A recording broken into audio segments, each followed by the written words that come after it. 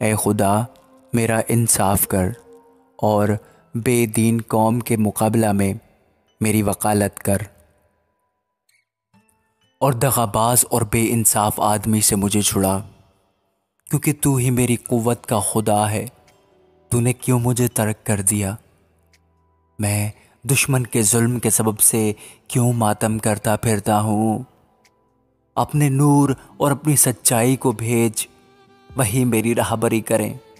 वही मुझको तेरे कोहे मुक़द्दस और तेरे मस्कनों तक पहुँचाएं।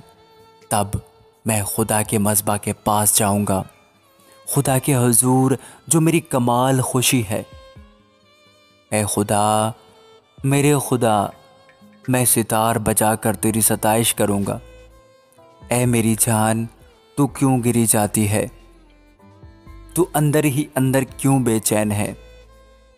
खुदा से उम्मीद रख, क्योंकि वो मेरे चेहरे की रौनक और मेरा खुदा है। मैं फिर उसकी सताइश करूँगा। आमीन।